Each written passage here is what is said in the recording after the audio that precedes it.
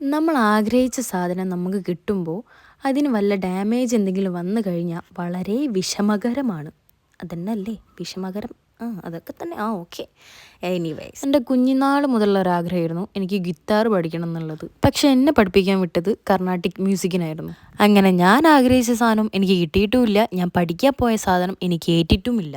പക്ഷേ കർണാട്ടിക് മ്യൂസിക്കിന് പോയതിന് ശേഷമാണ് എനിക്ക് പാടാനുള്ള കഴിവുണ്ടെന്ന് എനിക്ക് മനസ്സിലായത്. അതിനു മുന്നേ ഞാനൊരു വലിയ കലാകാരിയായിരുന്നു. സ്റ്റേറ്റിലൊക്കെ ഫസ്റ്റ് കിട്ടിയിട്ടുണ്ടായിരുന്നു.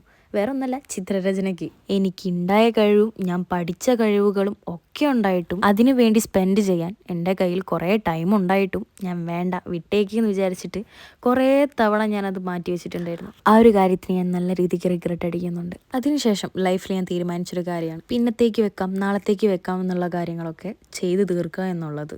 നമ്മുടെ കഴിവ്, നമ്മുടെ പാഷൻ എന്ത് വേണമെങ്കിലും ആയിക്കോട്ടെ, നമുക്ക് ആ ഒരു സ്പിരിറ്റ് ഉണ്ടെങ്കിൽ മാത്രമേ നമുക്കത് മുന്നോട്ട് കൊണ്ടുപോകാൻ പറ്റുള്ളൂ. വേറൊരാൾ നമ്മളെ സപ്പോർട്ട് ചെയ്ത് ബാക്കിൽ നിന്ന് ഉന്തിയാലും നമ്മളതിന് വാല്യൂ കൊടുക്കുന്നില്ലെങ്കിൽ അതിന് കാര്യമില്ല. ഒന്നും കൂടെ പറയാണ്, നമുക്ക് ആ ഒരു സ്പിരിറ്റ് ഉണ്ടെങ്കിലേ നമുക്ക് എത്തിപ്പെടാൻ പറ്റുള്ളൂ. അങ്ങനെ പറഞ്ഞു ഞാൻ റൂമിലെത്തിയിട്ടോ. ശരി എന്നാൽ.